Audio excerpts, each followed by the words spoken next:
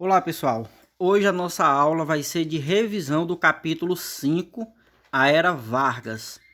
A nossa revisão ela vai ter como objetivo compreender o que foi a Era Vargas e quais foram os principais acontecimentos da Era Vargas. A primeira coisa é a gente saber o que foi a Era Vargas. A Era Vargas foi o período em que o Brasil foi governado por Getúlio Vargas, de 1930 a 1945, ou seja, um período de 15 anos. Nós já vimos nas demais aulas que não é fácil compreender quem foi Getúlio Vargas. Geralmente a gente costuma tratar as pessoas bom, ruim, bem, mal, né? Getúlio Vargas é uma pessoa contraditória na história do Brasil.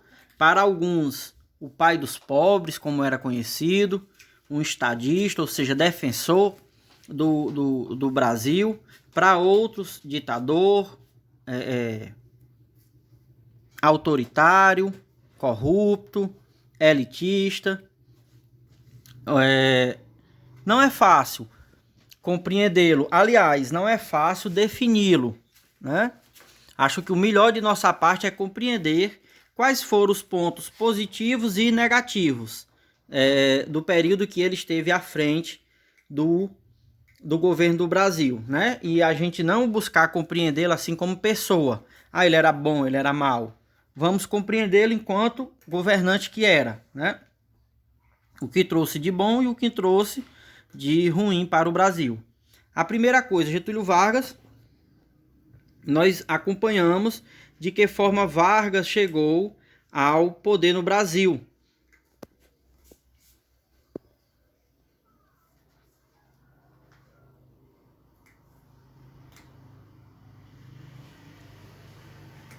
Acompanhamos de que forma Getúlio Vargas chegou ao poder. Nós vimos que Getúlio Vargas chegou ao poder através de um golpe armado, que foi chamado de Revolução de 1930. O porquê do golpe? Nós vimos que anteriormente a República no Brasil, as eleições elas eram um acordo, né, definido principalmente entre as oligarquias de São Paulo e de Minas Gerais. O famoso acordo denominado de café com leite, a política do café com leite, onde o presidente do Brasil a cada 4 anos se revezava entre um de São Paulo e outro de Minas Gerais. Então havia o apoio da oligarquia de Minas ao presidente de São Paulo. 4 anos após, havia o apoio de São Paulo a um presidente mineiro. E aí, para as eleições, na campanha de 1929 para as eleições de 30, São Paulo quebrou o acordo do café com leite e candidatou mais uma vez um presidente que representava São Paulo.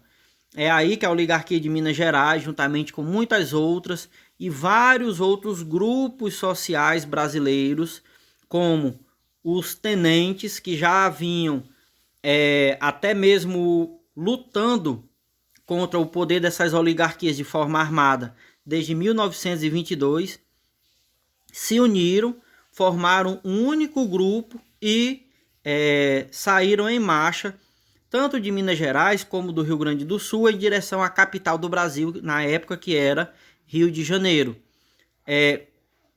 Quase não houve resistência por parte das tropas do governo. O governo se retirou do poder, então ficou acordado que Getúlio Vargas, que era o presidente, então candidato por parte, aliás, o candidato a presidente por parte de Minas Gerais, ficaria no poder de forma provisória, ou seja, por enquanto não fosse aprovado, né, uma nova Constituição para o Brasil. E aí, semanas se transformaram em meses, meses se transformaram em anos. São Paulo, que não engolia a Revolução de 30, em 1932 deu início a uma guerra civil contra o governo de Getúlio Vargas. Né? Foi uma guerra contra todo o resto do Brasil que, devido à industrialização de São Paulo inclusive venceu parte desse conflito, mas não teve condições para continuar lutando contra, digamos assim, um número de soldados que quase que ilimitado, né? Pelo tamanho do Brasil, né? E da população dos outros estados. E aí entrou em acordo o governo de Vargas com a elite paulista e a Revolução Constitucionalista ela terminou em um acordo entre o governo federal e a elite de São Paulo. Qual era esse acordo? Que Vargas iria chamar um grupo de deputados para a elaboração de uma nova Constituição. A Constituição ficou pronta em 1934 e ficou decidido que um presidente seria eleito e ficaria guardando o cargo até que novas eleições presidenciais fossem marcadas para 1938. O presidente eleito para ficar em exercício no cargo foi o próprio Getúlio Vargas, né? Ele foi eleito de forma indireta, não pela população, mas ele foi eleito pelos deputados que redigiram a Constituição aprovada em 1934. Por que eu estou fazendo todo esse lembrete de datas? Porque a Era Vargas ela tem 3 períodos principais, né? Ela tem o primeiro período, que foi o governo provisório, né? Que nós já vimos aqui, onde o Getúlio Vargas guardou a cadeira de presidente enquanto havia nova Constituição. Depois da Constituição, ele foi eleito de forma indireta, presidente, até que houvesse nova eleição. No caso de 34, a nova eleição seria em 1938. Então, esse período aqui foi o governo constitucional, que foi a segunda fase da Revolução. Aliás, foi a segunda fase da Era Vargas. E a terceira fase da Era Vargas vai ser em 1937. Deixa eu ver aqui. 1937, aonde terá início o Estado Novo, que, digamos, possa-se dizer, foi uma fase ditatorial do governo de Getúlio Vargas. Ele deu um golpe de Estado com as Forças Armadas, porque não queria ceder o governo do Brasil em nova eleição no ano seguinte. Então, em 1937, ele deu um golpe, né? E aí começa a ditadura, né? Dentro do período Vargas, o Estado Novo foi a ditadura varguista. Então, a Era Vargas ele tem esses 3 períodos, né? Caso caia em nossa prova, já sabemos. Período provisório, de 30 a 34, período constitucional de 34 a 37 e de 37 a 45 nós temos o Estado Novo. Compreendido isso, nós vamos agora compreender as principais, digamos assim, forças políticas que existiam dentro do cenário político brasileiro na época do Vargas. Então a nossa aula de hoje, pessoal, vai focar nos principais pontos do governo, né, da Era Vargas, e grande parte da nossa aula vai ser centrada no Estado Novo, que foi tanto o maior período da Era Vargas, que foi um período de mais ou menos 8 anos, como foi também onde teve as principais medidas do governo Getúlio Vargas.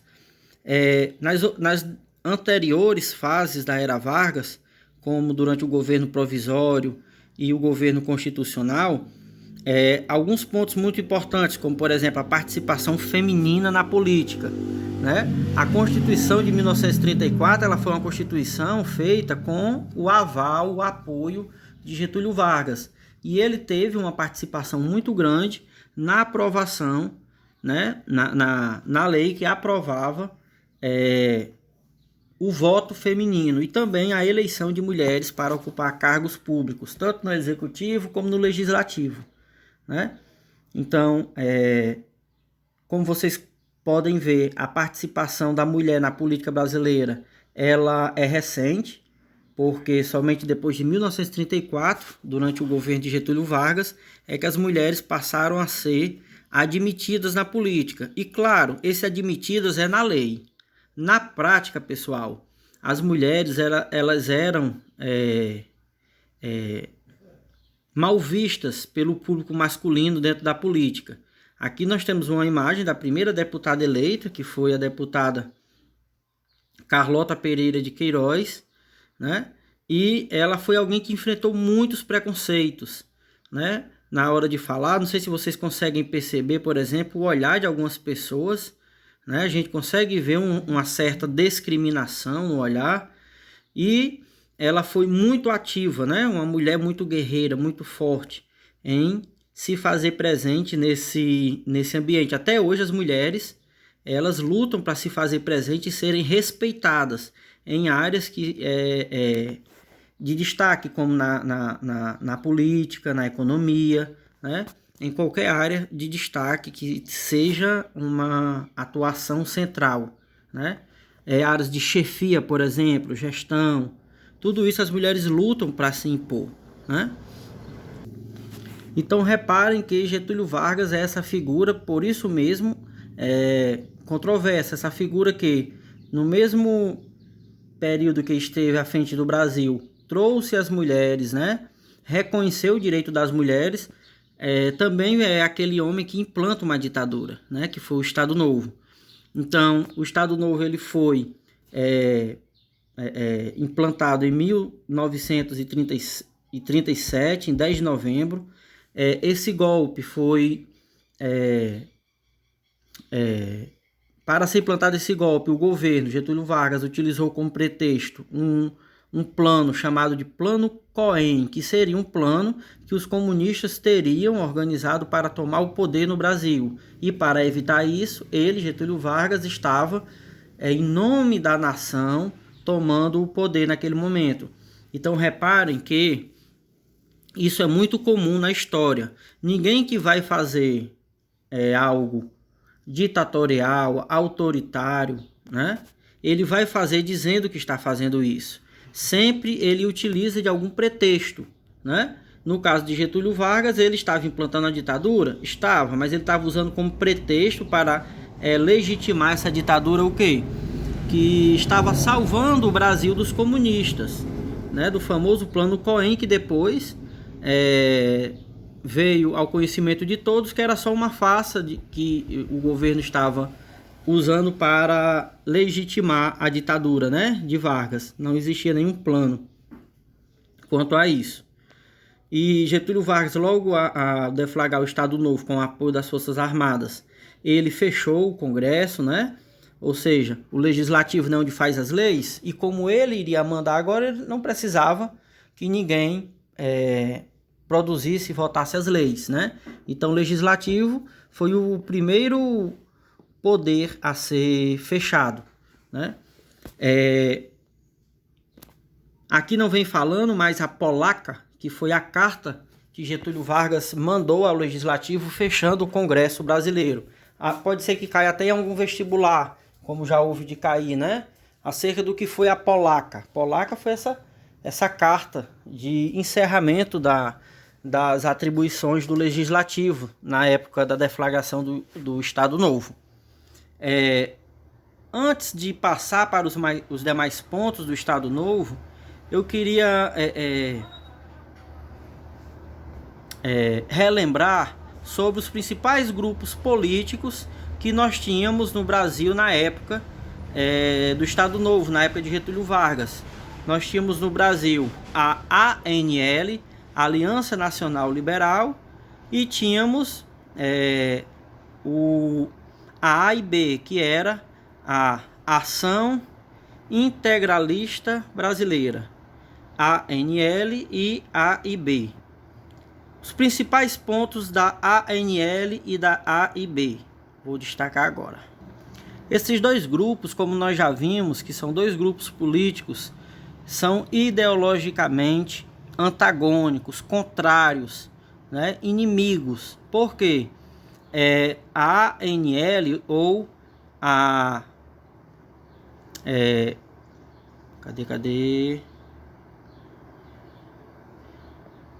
A Aliança Nacional Liberal, ela era de inspiração comunista, socialista. Ela tinha como exemplo a Revolução Russa, bolchevique, liderada por Lenin na Rússia.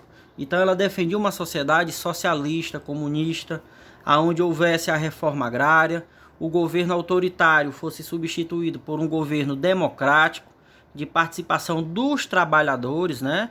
Para eles, a sociedade deveria ser governada pelos trabalhadores e não pelos mais ricos.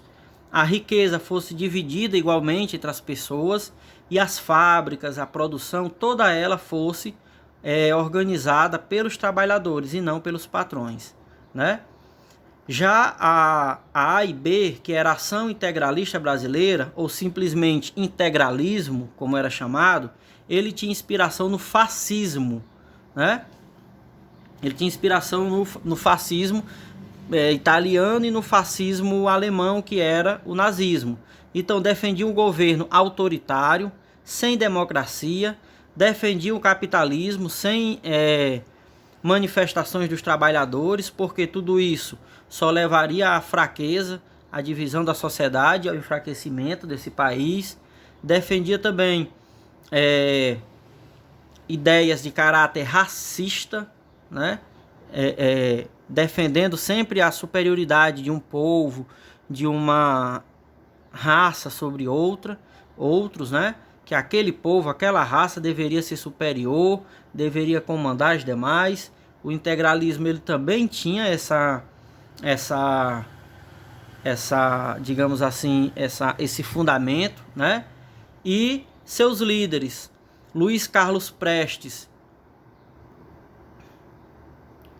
Luiz Carlos Prestes era o líder do movimento da ANL, que era a Aliança Nacional Libertadora.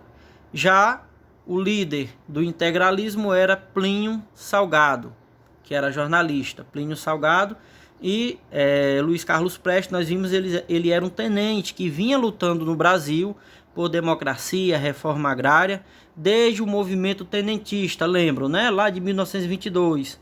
Houve inclusive a coluna Prestes, de 24 até 1927, aonde ele, juntamente com milhares de soldados, saíram em marcha, lutando e chamando os outros batalhões a se fazerem presente, né? Quando eles viram que não tinha mais como lutar, eles saíram do Brasil, passaram pelo lado da Bolívia, na floresta, e se esconderam, né? Até que fizeram novamente, se incorporaram nas forças que levaram Getúlio Vargas ao poder, né? Mas depois romperam com o governo ao ver Getúlio Vargas implantar um golpe no Brasil depois de 1937. E é aí que o principal nome desse movimento, que era o Luiz Carlos Prestes, rompe com o governo de Vargas e vai passar a lutar por democracia. Já o integralismo era o oposto. Essas duas forças, aliás, esses dois grupos políticos de ideologias, ideias divergentes, eram os principais grupos políticos que estavam no cenário brasileiro, né? Getúlio Vargas ele era muito mais próximo do integralismo. Durante muito tempo, Getúlio Vargas teve como inspiração o fascismo italiano e o fascismo alemão, né? Inclusive, quando ele capturou a mulher do Luiz Carlos Prestes, a Olga Benário Prestes, ele enviou ela para a Alemanha nazista, né? E ela foi morta nas câmaras de gás. Com muita sorte, a filha dela, que também era filha de um brasileiro, que era o Luiz Carlos Prestes, conseguiu escapar da câmara de gás, foi enviada ao Brasil e até hoje é viva. Ela tem 94 anos, se eu não me engano. Anita Prestes, ela é historiadora, inclusive, né? Então, os fundamentos do Estado Novo, porque da implantação da ditadura, a gente já viu, deveria acontecer uma eleição em 1938, que Getúlio Vargas cada vez era mais contrário a essa ideia, mas também não tinha como ele permanecer no poder. A única chance era um golpe, e assim ele fez, né? O plano Cohen, como eu já falei, foi utilizado por ele como pretexto para a implantação do Estado Novo. Seria um plano do perigo vermelho, o vermelho sempre representando aqui o comunismo, certo? Então os comunistas tinham um plano que era para dominar o Brasil. Então estou aqui para salvar o Brasil, salvar a pátria, né? Os mesmos fundamentos do fascismo, né? Essa questão do patriotismo, né? Ser patriota, e esse patriota é sempre aquilo que esses líderes diz. Você não pode ter uma ideia diferente daquilo. Se você tiver uma ideia diferente, você é subversivo, você é comunista, né? Então, essa questão do comunismo, ela sempre foi usada na história brasileira, até mesmo hoje. Se vocês lembram daquela época do impeachment da Dilma, o que é que era dito direto? Ah, estamos salvando o Brasil do comunismo. Estamos salvando o Brasil do vermelho. Nunca nossa bandeira será vermelha. Esses elementos utilizados para implantar golpes no Brasil, eles são desde essa época, né, de Getúlio Vargas. Então a implantação do golpe foi via rádio, né? Na década de 30 o rádio já estava espalhado pelo Brasil, era a única coisa que chegava em todos os lugares, norte, sul, leste, oeste, era o rádio. Então era a forma de comunicação, era a internet da época, né? O próprio governo criou, depois do Estado Novo, criou um programa somente para defender o governo, que ainda existe, chamado A Hora do Brasil, né? E esse programa é como se fosse o Jornal Nacional da época. Era o jornal que todos conheciam, que todos assistiam, né? E aqui nós temos uma imagem de Getúlio Vargas implantando o Estado Novo, né? Estado Novo significando um novo país, certo? E agora eu vou falar de alguns pontos centrais, revisar alguns pontos centrais do Estado Novo. Então, por ser uma ditadura, no Estado Novo foi retirado tanto o poder do legislativo, que é aquele que faz as leis, porque numa ditadura as leis elas não são votadas, né? É por isso que é ditadura, aquele que dita, né? O governo ele manda sozinho, né? Através de decretos, certo? E aí foi também retirada a autonomia dos estados do Brasil. Nenhum teria mais seu estado. Inclusive foi feito a cerimônia da famosa, né, cremação das bandeiras. Todas as bandeiras do Brasil, dos estados, foram levadas até a capital. Lá foi feita a cerimônia, as bandeiras foi ateado fogo às bandeiras, elas foram queimadas e substituídas pela bandeira do Brasil, certo? Foi a famosa cerimônia da cremação ou a queima das bandeiras, né? Então, no Estado Novo, a figura destacada vai ser Getúlio Vargas, né, como ditador, como governante do Brasil. E vamos ver aqui algumas características do Estado Novo. O Estado Novo, Getúlio Vargas criou uma nova moeda, que foi o cruzeiro, né? Eu fui da época do cruzeiro, do cruzado, conheci, né? Na economia, primeira coisa, Getúlio Vargas, ele buscava intervir na economia, então ele limitou o liberalismo. Ele intervia na economia como? Lembram lá do New Deal americano? Pois é, naqueles moldes, né? Ele intervia criando empresas, né, brasileiras. Ele intervia estatizando, ou seja, a mineração no Brasil era realizada por empresas de outros países. Getúlio Vargas proibiu que empresas de outros países viessem minerar no Brasil. Então ele criou uma empresa brasileira para minerar. Qual era o intuito de Getúlio Vargas? Que o dinheiro da mineração, ao invés de ir para outro país, ficasse no Brasil, para ajudar a desenvolver o próprio Brasil, né? Então é por isso que ele criou a Vale do Rio Doce. Ele criou também a Petrobras, né? Nós vamos ver isso em outros momentos. Lembram da crise econômica de 29? Para ajudar os cafeicultores, ele comprou o café e depois tocou fogo no café, né? Tudo isso para ajudar os cafeicultores, né? E é por isso também que ele teve o apoio dos mais ricos, inclusive dos paulistas, que no início foram contra o governo dele, mas ganharam muito, né? Principalmente pela questão do café e também com os empréstimos que o governo dava para empresas.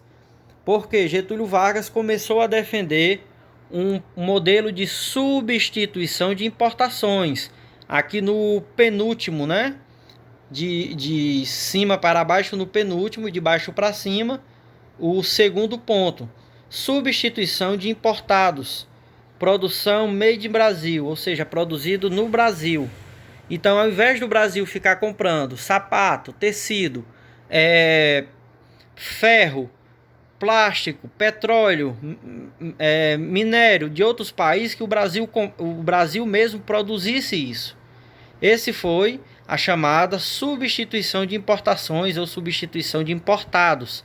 O próprio país produzir, ao invés de comprar. Por quê? Quando um país compra, ele fica com a mercadoria, mas o dinheiro vai embora. E quando um país produz, ele tanto fica com a mercadoria, porque ele está produzindo, como ele também fica com o dinheiro. Por quê? As pessoas vão comprar de um produtor, de um empresário do próprio Brasil. Ele vai pegar o dinheiro, vai investir na fábrica dele no Brasil. Então o dinheiro fica circulando dentro do Brasil, né? Era esse o intuito de Getúlio Vargas na área da economia. Tanto é que ele levou o Brasil a mudar de foco econômico. Ao invés de ser um país somente agrário, produtor de gêneros agrícolas, cana, café, surgiu com Getúlio Vargas no Brasil as empresas. Surgiu no Brasil a siderurgia, a produção de ferro e aço, a mineração com a Vale do Rio Doce, empresas de energia elétrica como Uzi Minas e várias outras, né? A hidrelétrica de Volta Redonda para produzir energia no Brasil, certo? E também vários outros tipos de empresas como de calçado, têxtil, né? Tudo isso apoiado pelo governo. Ele estava buscando tirar o foco da economia brasileira da agricultura e passar para a indústria. Esse era o foco de Getúlio Vargas. Aqui nesse gráfico vocês podem ver o que? Um período até 1937, né? Que foi o período do Estado Novo, o início. Nessa linha com o X, você tem a evolução das quantidades exportadas, no caso aqui de café, e na linha com as bolinhas em círculos, você tem a evolução dos valores em libras. Então, você tem esses dois gráficos que tanto a exportação como aquilo que era obtido em dinheiro estavam em queda no Brasil, né? No caso, a partir do café. Lá em 1925 era uma quantidade enorme, ou seja, estão vendo tanto de exportação quanto de lucratividade em libras, e quando chegou na época do Estado Novo, estava lá embaixo. Então, qual era o intuito de Vargas com as medidas na área da economia? Era substituir a produção brasileira econômica da agricultura, no caso aqui do café, e passar para o ramo industrial, né? Aqui nós temos Vale, a Companhia Vale do Rio Doce, a Companhia Siderúrgica Nacional, tudo isso foi criado por Getúlio Vargas. Aqui nós temos Vargas pintando uma nova realidade, uma nova situação financeira para o Brasil. Aqui à direita você vê a situação financeira, né? Brasileira, anterior a Vargas, e ele pintando uma nova, era a modelo, né, que ele tinha. Você vê como era raquítica, né? E a nova realidade, situação financeira pintada por Vargas a partir do seu governo. Só aqui nesse slide, gente, nós temos muitos pontos que já foram responsáveis por muitos acertos e erros em questões de Enem de vestibular. Primeira coisa, Getúlio Vargas, ele, para obter o apoio da população mais pobre, ele aprovou uma série de direitos que já eram há muito tempo reivindicados no Brasil, mas que nenhum governo foi capaz de aprovar. Então ele apoiou a concessão dos direitos trabalhistas a partir de 1934. Ele, ao mesmo tempo que ele aprovava, reconhecia o direito dos trabalhadores, ele também buscava reprimir qualquer crítica. Então, ele proibiu o direito de greve no Brasil, ele proibiu os sindicatos de serem independentes. Todo sindicato ele até hoje, ele é vinculado ao governo, né? Ele não é nenhum sindicato hoje é independente. Isso vem desde a época de Vargas. Hoje qualquer desconto de sindicato ele acontece na própria folha de pagamento. Na época, qualquer sindicato que fosse contra o governo de Vargas era fechado. Seus líderes eram presos, né? Vargas aprovou um conjunto de leis que ficou conhecida como CLT, Consolidação das Leis Trabalhistas, ou Consolidação das Leis do Trabalho.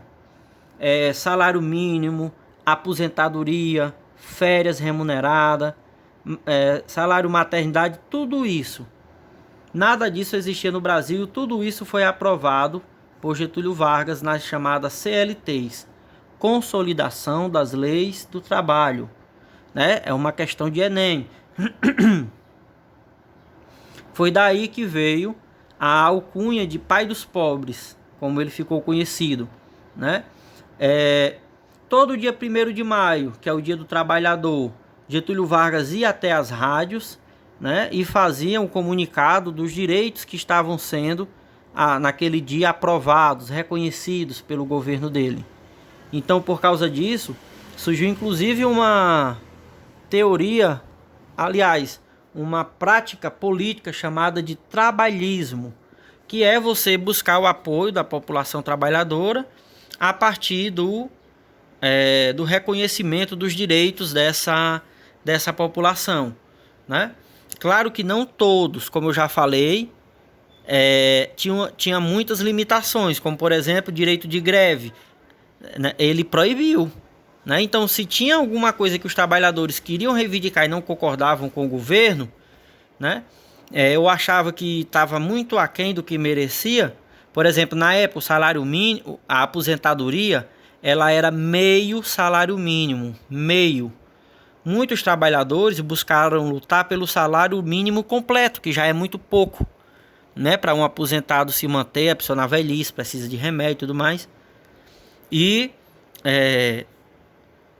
o governo não negociava, era aquilo que ele estava colocando e pronto, né? Então, para vocês verem como era essa política do trabalhismo, né?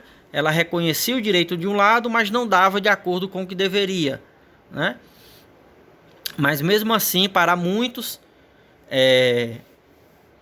viam Getúlio Vargas como um homem bom, como um homem que estava reconhecendo os direitos, e realmente ele estava, né? Como um homem que estava dando, na forma que ele falava no rádio, estou concedendo, estou dando aqui o direito aos trabalhadores. Então as pessoas muito mais simples na sua forma de pensar, e também as pessoas mais honradas, né? Que acreditam na palavra, né? Da pessoa, tenho palavra, certo? Então tudo isso tinha um peso, e as pessoas olharam para ele realmente como um salvador, né? As pessoas mais pobres em particular, principalmente. E ele criou também o DIP, que foi o Departamento de Imprensa e Propaganda. Para que serviu o DIP? Departamento de Imprensa e Propaganda, para fiscalizar e censurar qualquer tipo de crítica, de manifestação ao governo, fosse em livro, fosse em música, fosse em programas de rádio, onde quer que fosse, ninguém poderia fazer crítica ao governo.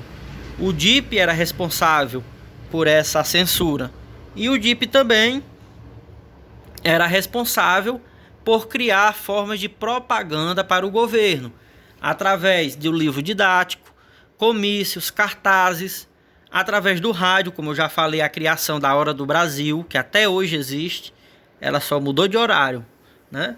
Que era às 18 horas da noite, hoje em dia as rádios colocam para horários que tem pouca audiência, meia-noite, 1 da manhã, né?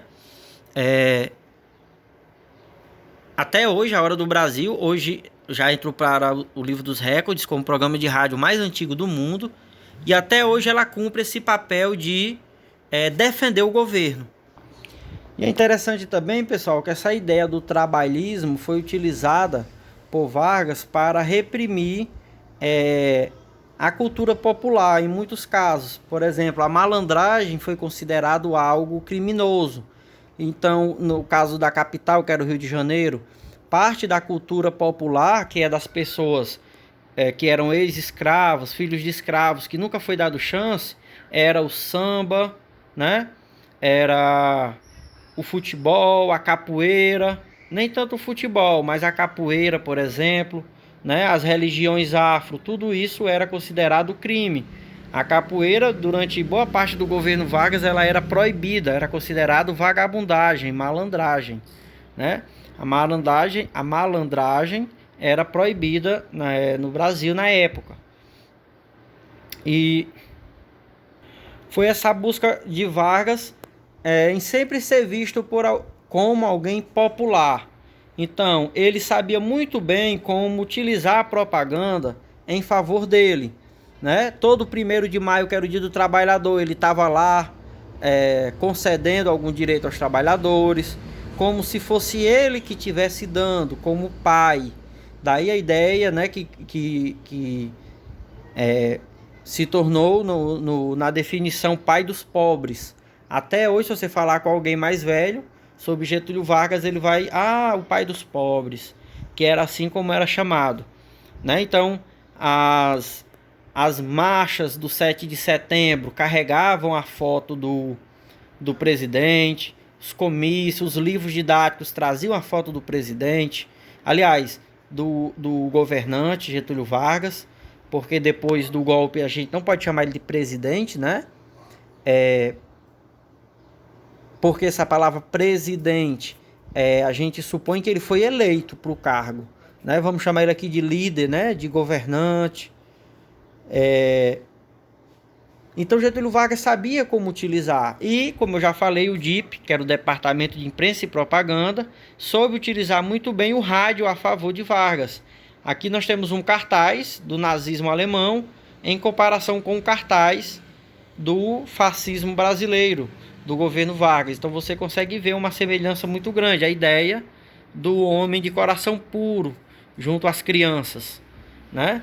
Assim como Hitler na Alemanha utilizou dessa propaganda, Getúlio Vargas também a utilizou no Brasil. Então a gente vai finalizar por aqui os principais pontos como do capítulo, né?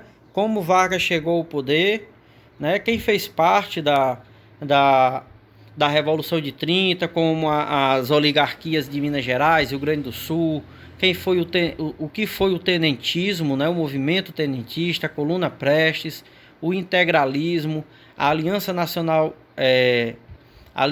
Nacional Libertadora, que era a ANL, os 3 períodos da era Vargas, provisório, constitucional e Estado Novo, que foi a parte da ditadura, o trabalhismo, as CLTs, que foi a consolidação das leis do trabalho, né?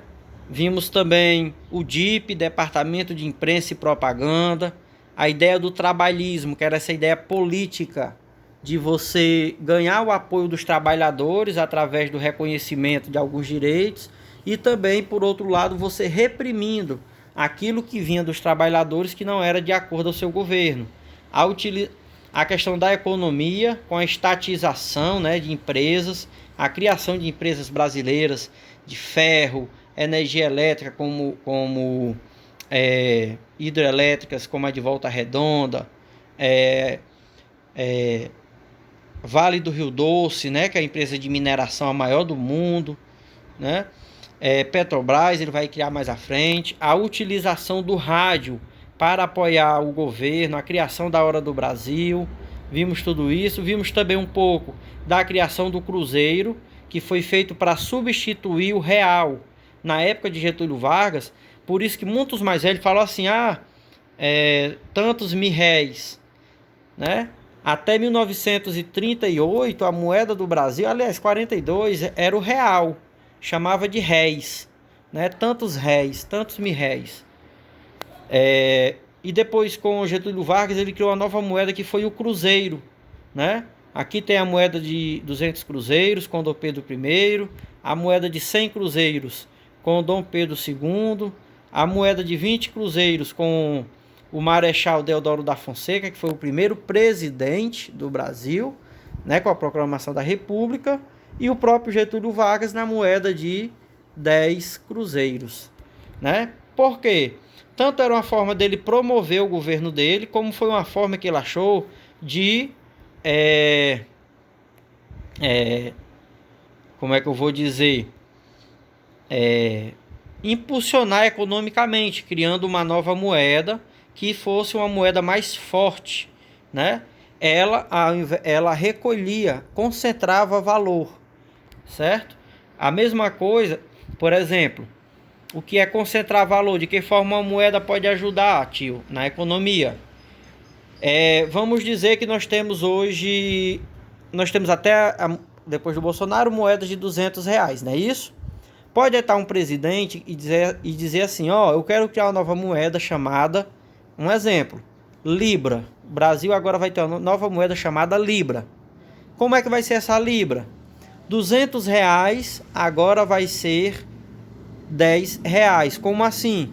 Tudo que você pode comprar com 200, você vai poder comprar com R$ 10.